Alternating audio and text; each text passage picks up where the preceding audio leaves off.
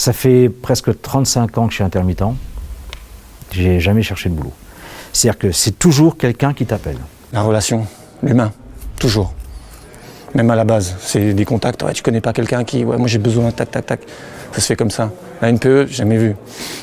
Jamais.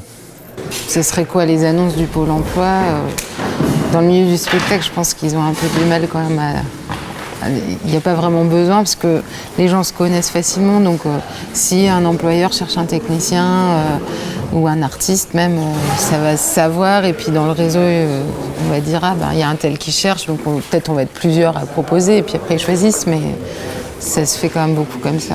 Je dis toujours que la NPE du spectacle, on n'en a pas besoin, parce que la NPE du spectacle, c'est nous. Quand on a besoin de trouver un technicien lumière, je demande à mon régisseur lumière, à un autre des techniciens, est-ce que tu connais pas quelqu'un de bien?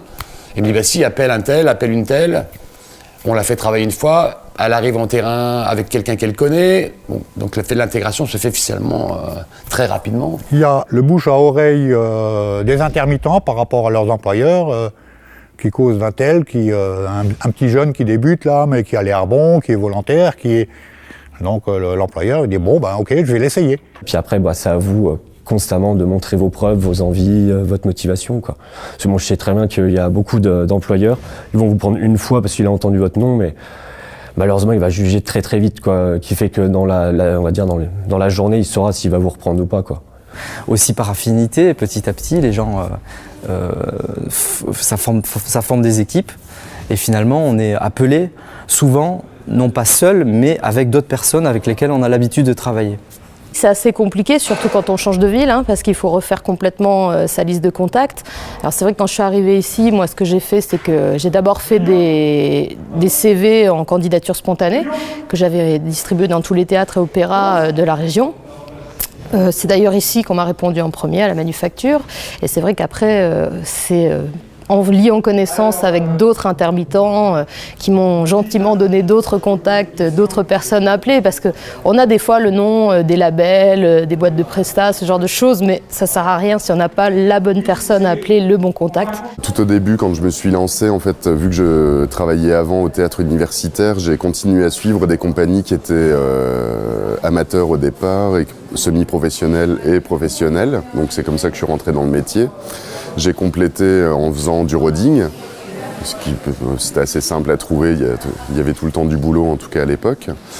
Et là maintenant je dirais que j'ai un réseau qui s'est développé et qui s'élargit petit à petit au fur et à mesure que les gens voient mon boulot. Et puis voilà, s'il y a des gens qui ont envie de travailler avec moi, le cercle s'élargit un peu.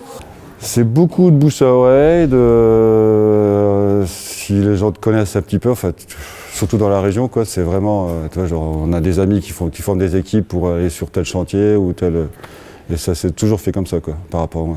Moi qui n'ai même pas le permis de conduire, j'ai toujours su me débrouiller pour aller, tu vois, un peu loin s'il faut, quoi, au covoiturage, etc., quoi. Je trouve mes contrats de travail en n'arrêtant jamais de communiquer avec les gens et de leur envoyer des infos sur, par exemple, j'envoie tous les mois à des salles dans lesquelles je travaille mon planning pour le mois suivant, enfin à la fin du mois pour le mois suivant, pour leur dire je suis disponible à telle date, telle date. On regarde dans l'agenda et on dit ouais, j'ai rien au mois de mai. On prend le téléphone, on téléphone à tous les employeurs qui t'ont déjà embauché. Tu trouverais pas du boulot pour ci ou du boulot pour ça, et puis on le rappelle, et puis on rappelle encore, et puis au bout de la troisième fois, il dit bon bah écoute, j'ai un truc pour toi. On reçoit beaucoup de CV, de gens qui cherchent du travail. On répond et puis on leur dit que voilà, pour l'instant et des fois on pioche dans les CV effectivement qui sont disponibles. Mais c'est par région, les personnes se connaissent tous dans la région Lorraine, sur Entremetz, Nancy, Strasbourg.